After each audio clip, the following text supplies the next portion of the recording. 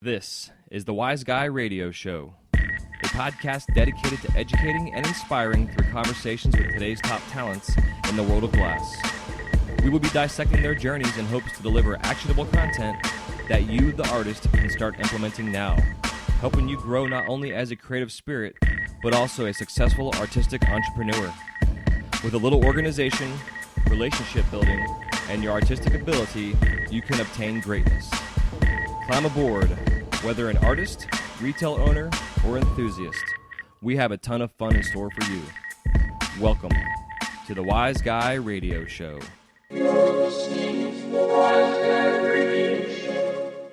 This episode of the Wise Guy Radio Show is brought to you by Mountain Glass Arts. Mountain Glass is holding their January sale, which includes borosilicate Golden Gate tubing at 20% off.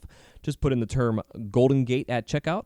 And they also are holding their soft glass COE 104 sale on a Fetre or a Moretti rod at 30% off. Just put in the word Fetre, that's E-F-F-E-T-R-E at checkout. For any other questions or comments, just go to mountainglass.com. That is mountainglass.com.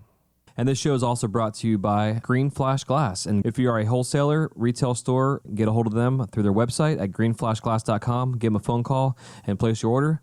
That is greenflashglass.com. And all sales are always free shipping that are $1,000 or more. And now on with the show.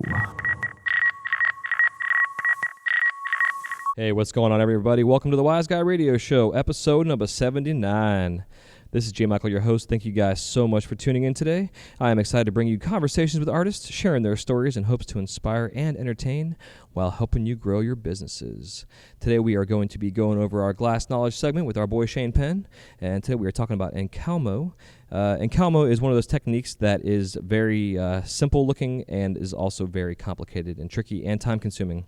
It is also a very awesome technique to learn for creating a strong foundation for yourself, knowing and learning all of your colors, how different things work in terms of consistencies in glass, between, say, a cobalt and a clear and like a slime. You know, there's all kind of different things going on. But overall, it's a shit ton of fun. And the Incalmo has definitely been our theme for the week, as we had Charlie Sanford on our last episode, and he was discussing his using the Incalmo technique now in his current work that he's doing, which I find very fascinating and is also very well done. You guys can go check him out again. His last episode, he was in 78. You can find him at Sanford Glass on Instagram. But also, you know, there's a lot of fun things involved with it. Again, I like the idea of going through your colors and creating balls out of it and really learning the medium itself, how the glass works, the color works, the consistency, because every color works just a little bit different. So, you know, it's one of those kind of things. So it's definitely a cool conversation with Shane we get into. Also, if you guys go to mountainglass.com/wiseguy, you guys will soon see there right now that's under construction. But they are creating a page specifically for you guys out there and for the show. For you, the guests, who have an opportunity to get a little discount for being a listener on the show, which I think is super awesome. They now have the banner for the show as well on their homepage and their little scrolly thing they have there. Just kind of an inside thing right now, too, just a little behind the scenes for you. I'm currently under a blanket in the studio because the echo in here is kind of crazy. I was going to set up like a little trifold kind of setup here to help muffle out the sound a little bit, and because it didn't happen fast enough, I'm using a blanket. So I'm not sure how it's going to sound, but hopefully it sounds okay. And also being here in this facility that we're in, it's very noisy outside at times. So if you guys hear any kind of background banging around or whatever, just I apologize ahead of time. One more thing, too, before we get out of here, to let you guys know, please, if you want to send any questions in to get answered or have any comments you want to leave me, please go to info@wiseguyradio.com and leave them there. You guys can also go to wiseguyradio.com and subscribe to our newsletter. We'll be starting our sign-up next month, starting in February. For those that might be interested in doing our and being a part of our mastermind group. Also going to be putting out a post here pretty soon, starting in February as well. I'm going to be offering some free 15-minute coach calls for you guys.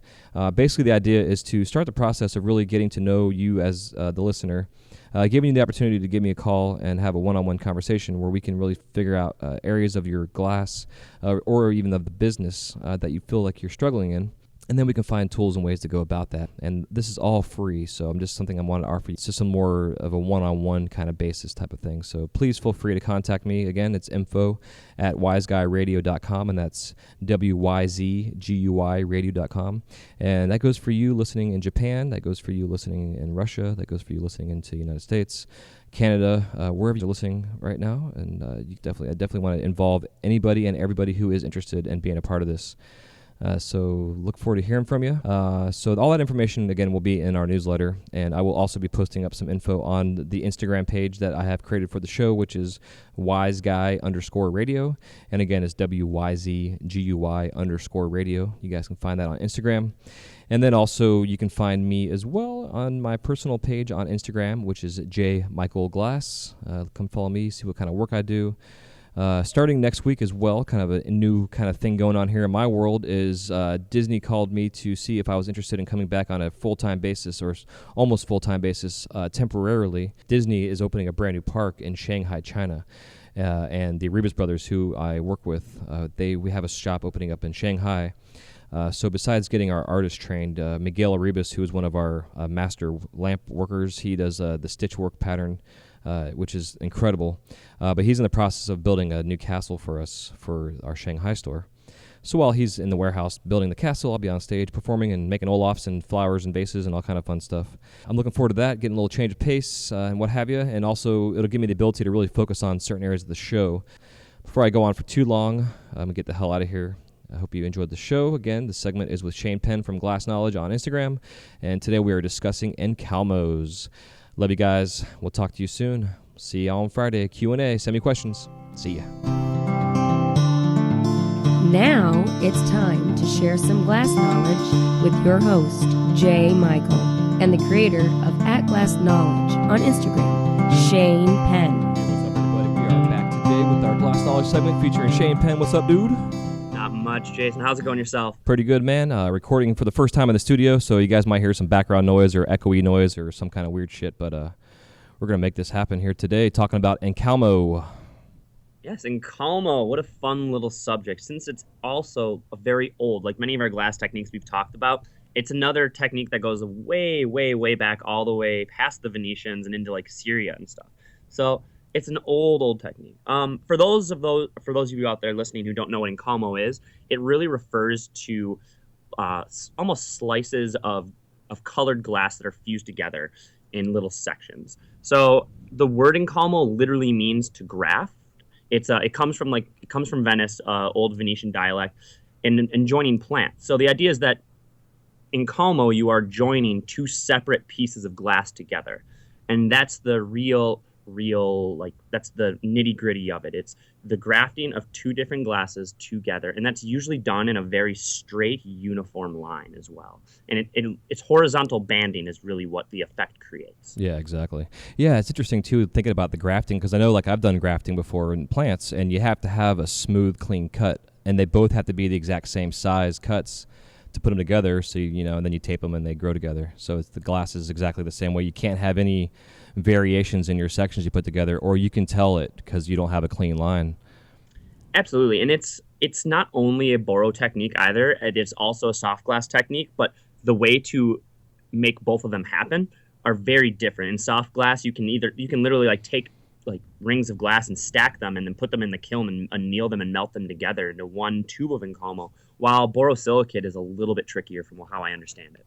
Yeah, the boro is, especially because the boro is a lot stiffer as well, so it's tricky to really get. I think it's probably one of the most tedious, I guess in a way to put it, time-consuming techniques, because the amount of prep work that's involved to create these pieces. Like I know guys that do Incalmo work that spend 2 days on just doing prep, making little balls, and it's all about, once you get to a point of your work where you can really tell consistency just by feeling the glass, like the weight in your hand, by using consistent blowpipes and what have you. You really get a feeling for how much, you're working with. I know some guys, too, will actually weigh the glass out, because then they know specifically that each section that they're using is exactly the same. Because, again, if you don't have the same consistencies, even in thickness of your tubing, say if you want to stack a piece, like say you're making a cup, just like a glass you drink out of, that's got 6 sections in it, and you have 3 sections of red and 3 sections of blue, and you want all 3 sections of glass to be, of the red, to be the same thickness of band, size wise, and the width of how you look at it, however you want to say it. They have to exactly be the same amount of glass, and it's so tedious and tricky to really get that down to a point. The prep, like I said, the prep involved is huge. You can, and there's, we've gone over in past shows about doing line work and different ways of doing prep for creating solid tubing, but quill potting or what have you. But it's definitely or other. There are plenty of different ways of prep work, but but that's how you start. Absolutely. And I think one of the big things with Incalmo too, that like you need to look at and like you need to talk about is just it can be very simple and very easy. It can be just 2 colors meeting exactly together, but it's that perfect horizontal line, just how even and uniform it is, that makes it really, makes it unique and very special and beautiful as well. Mm-hmm. Yeah, I agree. Especially when you do two colors that are complementary to each other, and then you feel like a black stripe in between the 2 sections to separate them. It really makes it pop. But if that black isn't even, you're going to be able to tell that black segment of glass isn't consistent. Absolutely. And the other thing to think about too, especially if you're in soft glass, because these are very much a lot more, but with borosilicate as well, is varying COEs make a big difference when trying to work with Incalmo too, because you need to meld them together at some point as well. And this technique can be used to slowly transition from one COE to another, as long as you take the right steps and precautions. At least that's how I understand it. Yeah, it's true too. I would recommend anybody wanting to start this off to use cobalt and clear, and do bands of cobalt and clear, because you have 2 different consistencies of glass for one, but cobalt's really easy to work with. It's very fluid, even though it can be stiff. But like, for instance, if you say you want to do some slime, and slime, even though it's somewhat of a transparent color, it's still very stiff in the consistencies. So if you had like some slime next to some cobalt, they're not going to blow out the same necessarily, because the consistencies are just different, just the way that they're made. It's like taking oil and water in a sense. They just, they don't always want to mix. It's weird. But you could go from cobalt all the way to slime if you slowly went to cobalt to clear, or to another color that's slightly more towards slime, and you can work your way there. Yeah, I agree. Exactly. Yep. It's just, and like that is, I think that goes back to what you're saying, is that's prep work right there. Like that's laying out all your colors and going, all right, I have cobalt over here and I have slime over here. What do I need to put in the middle that's going to let me get there? And how many sections do I need to take in order for me to make that proper seal and to make that proper conjunction? Yeah, especially depending on how crazy you want to get with it, because you go like guys like Vela G, who will have a section that has like 25 freaking sections in it, and it's only 4 inches long. And he's just stacked all these freaking sections, and it's amazing to see it done, and then it's beautiful, and it looks like just someone drew some stripes and and spun it up and made a spiral, and but effect, it's so much more than that. Yeah, it's so much cleaner and so much more time consuming, and again, why Incalmo work is pricey, and it's worth the money that goes into it. Oh, absolutely, and like. Incalmo is a very expensive process, and it's very hard to do. I mean, and I think that goes with a lot of glass blowing techniques out there, is that the more time that it takes, the cooler it looks. Well, I think some of the bigger pieces in Incalmo have that look. I think you nailed it right there with like a small 4-inch piece that has 10 lines in it. Doesn't look the most impressive if you don't know. And that's something that I think that increases values, just knowing the technique and the difficulty that go into it. I think also it increases the value of what we're doing with the show, by educating people out there to understand that this stuff isn't just a glass pipe. This is like someone's heart and soul that they spent 5 hours on this little fucking section of glass. It's crazy. So we can educate the folks out there and give them the appreciation, even for for those that aren't the glass artists necessarily, and for those who are the glass artists, it kind of gives you a heads up on what you're going to be getting yourself into, in a sense. But what's fun too with the Incalmo work, it doesn't just stop at solid colors. When you do a stack of reversals or what have you, that's also all Incalmo. You got to have a clean sections, even sections, clean holes, the whole 9 yards to stack your sections up together to really make a nice clean reversal section. As well.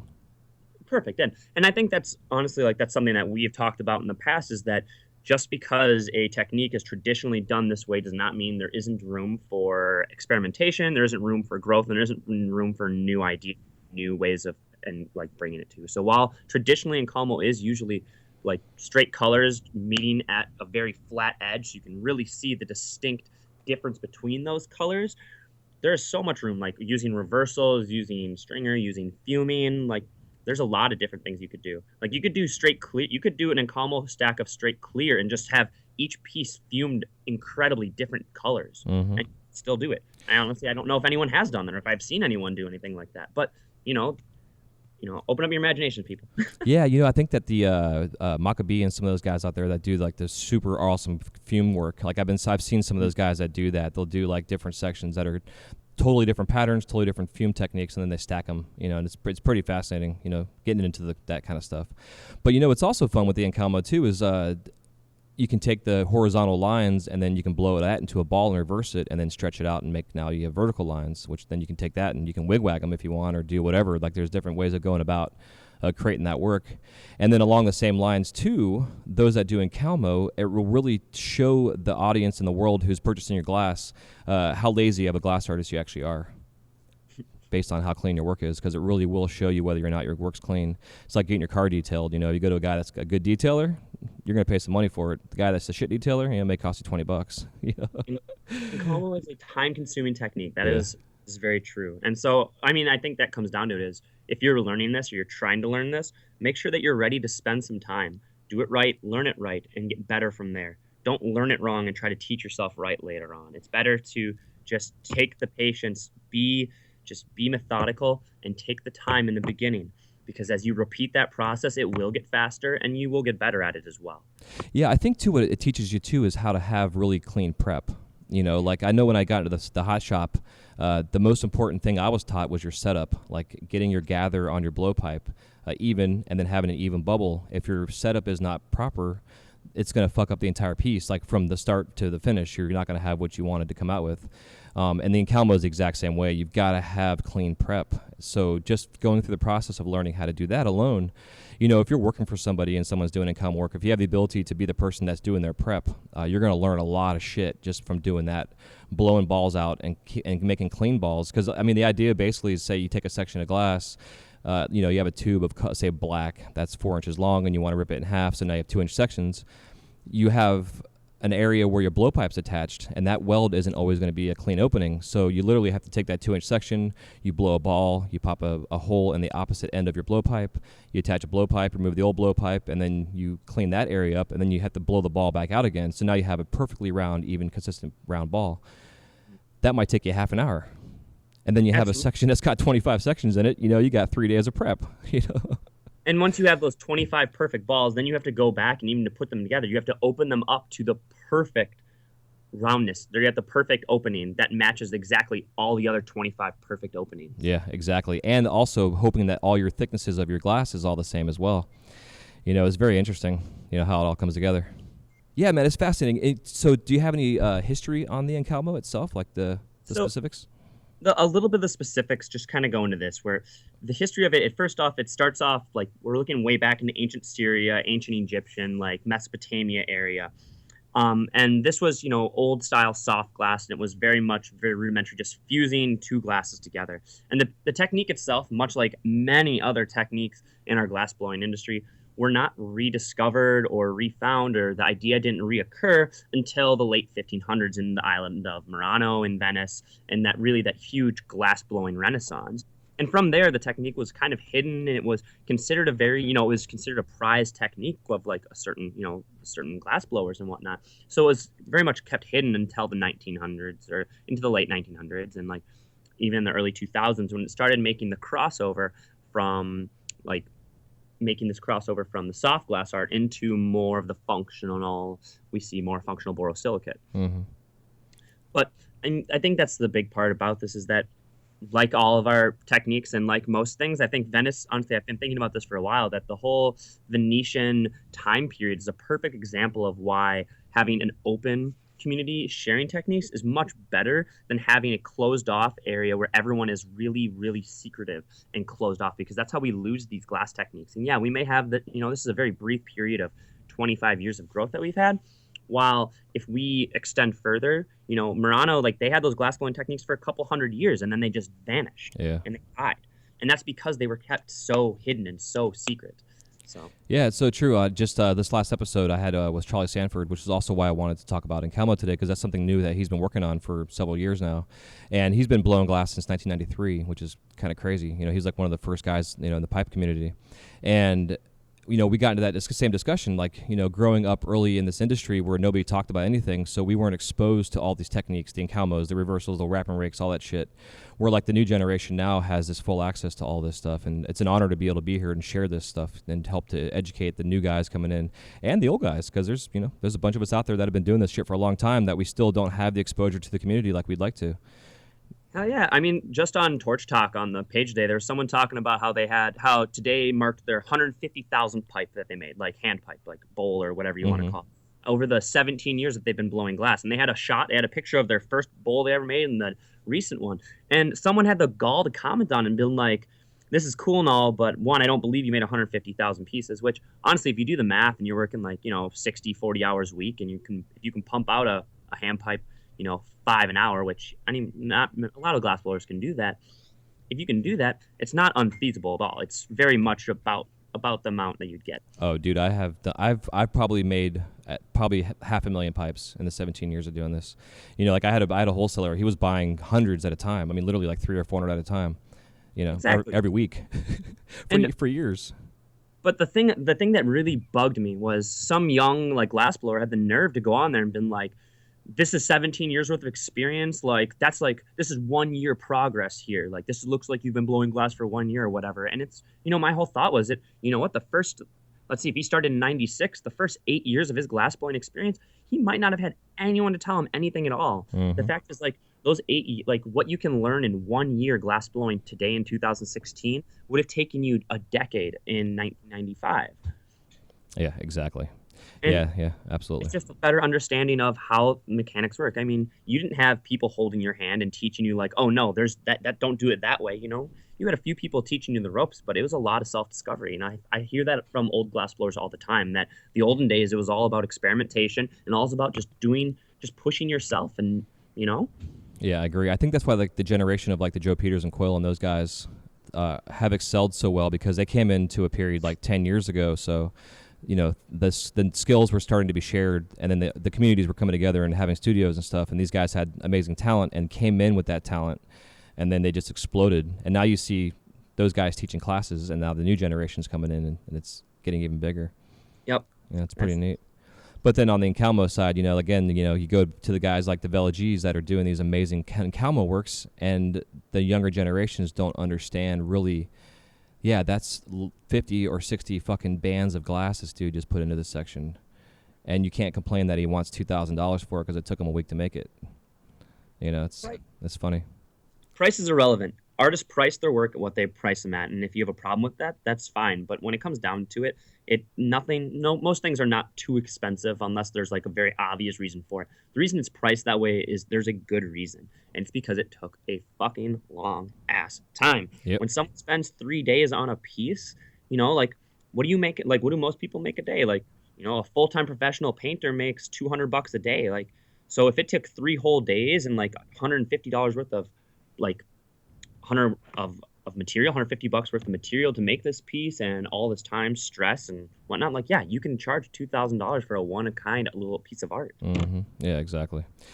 Yeah, man, and I think that's what again is so fun with the Incalmo technique is it really shines in so many areas of being a glass artist, from knowing your technique, knowing your materials, knowing your medium, knowing your torch, knowing your hand torches, your blow hoses. I mean, there's so many little nuances that are involved in this technique that you take some guy that's been blowing glass who's like, oh, I can make some rigs now. I've been doing this for 6 months. And it's like, okay, well, now make a rig that's all Incalmo. And he's like, well, what the fuck's Incalmo? What the fuck's Incalmo, and how do I do that? Yeah, exactly. So it's like it's important to get these foundations down. I still preach pull and points. I know there's a whole argument still. I'm gonna do a whole show on pull and points versus using blowpipes. I think there's so much involved in pull and points that you learn from doing that. The Incalmo thing, again, that's why I was saying it's if you could have an opportunity to be an apprentice to learn, to make someone's sections for them for their Incalmo work, to learn that technique, it's huge. I mean, there's especially with all the new colors out nowadays. I mean, you go from like an Illuminati to, freaking Purple Lollipop or whatever. Even those two alone, the consistencies are so different. It really will teach you your palette. You know what I'm waiting for realistically, I think would be really cool is we have all these introduction of all these like UV colors coming out. We have UV slime, that's UV green, we have a UV pink now and a UV red almost. And I think there's also UV reactive blue color out there too. All it's going to take is once we get the Roy G bibs, we're going to have these like, a UV reactive Incalmo piece that's all the rainbow color would be pretty dope. Yeah, it would be super sweet. Hell yeah, I agree. Yeah, that'd be badass. Yeah, and it's only a matter of time, man. And again, to have that black in between each color, that's probably the hardest part. It's like doing a lip wrap on a cup, or on a foot. It's like that's that right there sets someone's piece apart from somebody else's piece. Now, when you do that, do they simply add the black in, or is that just a super thin, small ball of black that's just been blown out super thin to add to it? The best way to do it, I would think, from my experience, is to have a separate section that you're adding to it. I have experimented with Incalmo doing quill potting, like I'll have a section of blue, and then I'll quill pot directly onto that piece. I find that the initial layer that you lay down for the quill pot is usually the most inconsistent part of the whole ball that you create, and if that's the first part you put on, that's supposed to be like your segmented line that's supposed to be clean, it doesn't come out clean. So I think even those little bands, like I saw with Steve Seislov had a little trick for his lip wraps that was a pretty cool thing where he actually left a little bit of clear on the surface to make that thickness and consistency the same. But if you do that on an Incalmo, that clear is going to show. It's going to either bleed into the next color or, it's going to make the inconsistencies a little weird. So I would recommend having every Incalmo section that you're doing to be a completely different section, like 100%. So don't be lazy is what you're saying. Exactly. Make them smaller. Use some 9.5 and make some little tiny balls that will be your segmented bands in a sense. Your in betweens. For those of you who don't have access to an Incalmo artist where you can apprentice at and whatnot, I haven't looked into it personally, but I know there are tons of glass blowing webinars out there where it's just like it's like $40. It's a web seminar. You get some of them are live where you get a live video feed with a certain artist who will be teaching a class for the day, and then you get access to videos afterwards.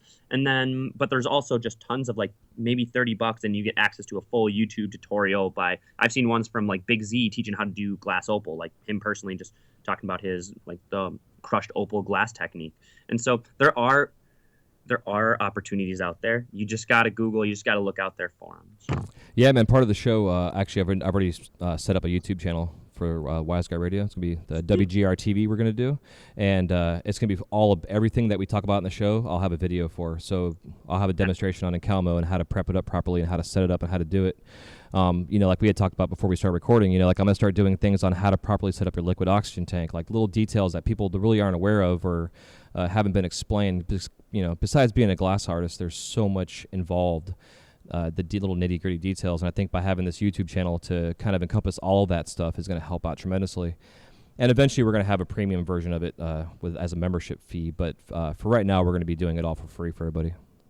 When it comes down to glass and whatnot, and one of the things I've kind of pulled through a lot of my other experiences in life, especially snowboard instructing, was the snowboard instructing motto was safety, fun, and learning in that order. And I think with glass blowing, same thing. Are you safe? Is your setup safe? Are you using your equipment correctly? Are your lines right? Are you being safe?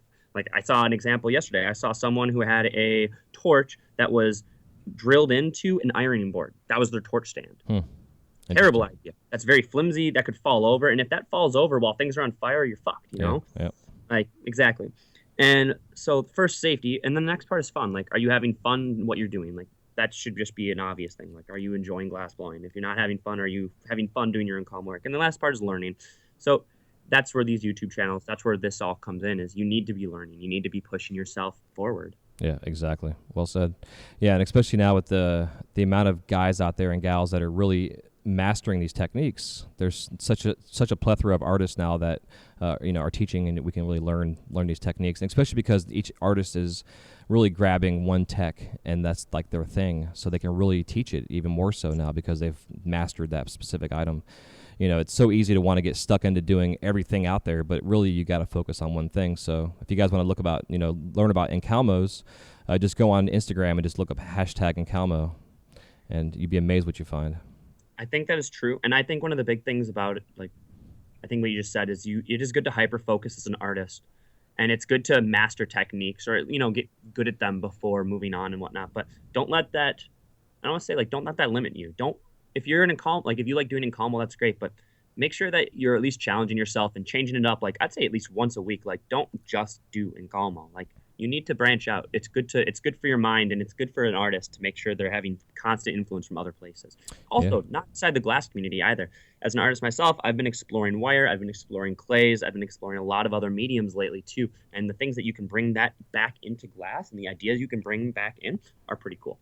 Yeah, man, I've actually got a top secret project we're working on right now with my wife and myself and my stepmom, who makes homemade soaps for some new style pendants we're coming out with.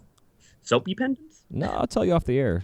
Okay, tell me off air. That's fine. It makes you feel any better. I got some cool ideas too that I've been working on.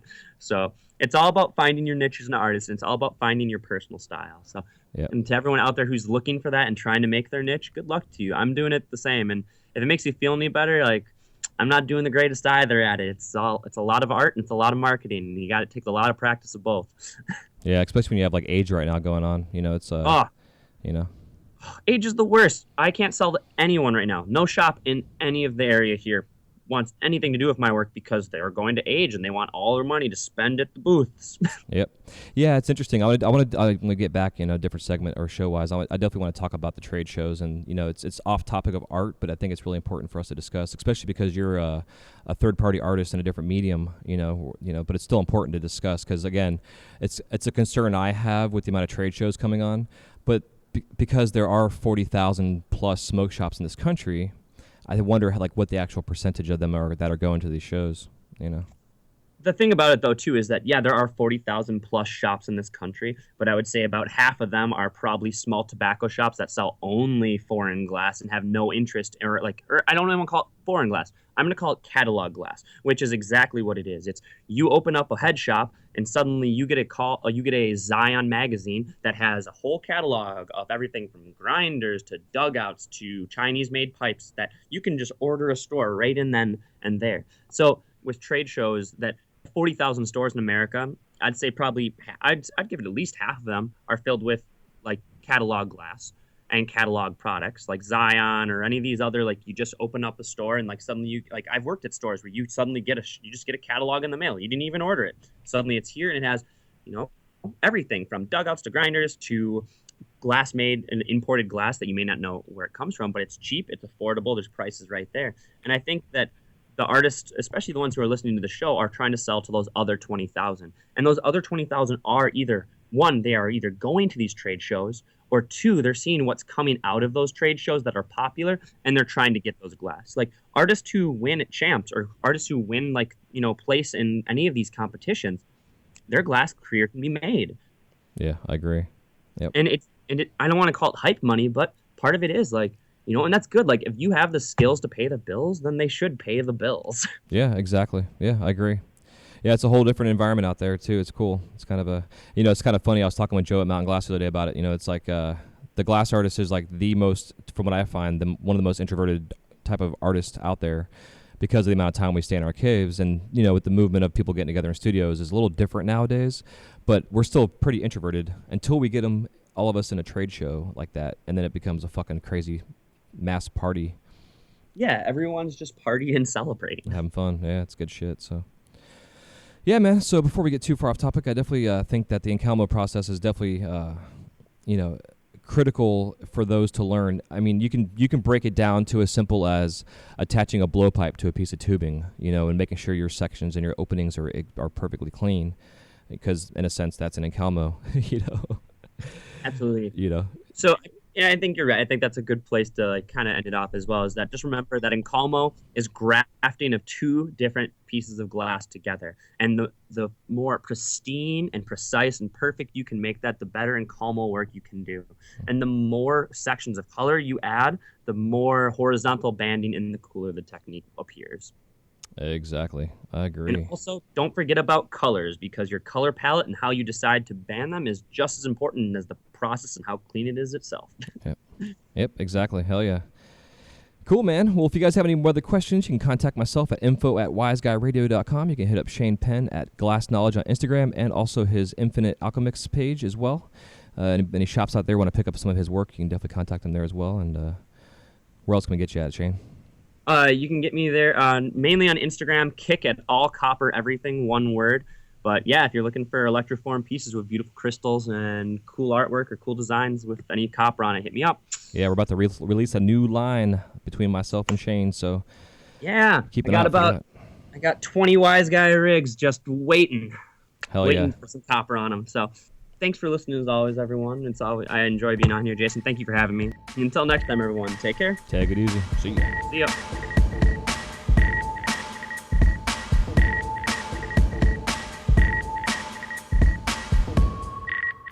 Thank you guys so much for listening to this episode of the Wise Guy Radio Show.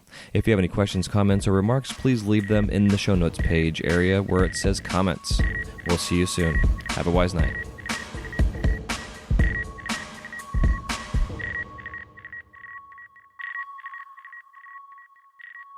You're listening to the Wise Guy Radio Show.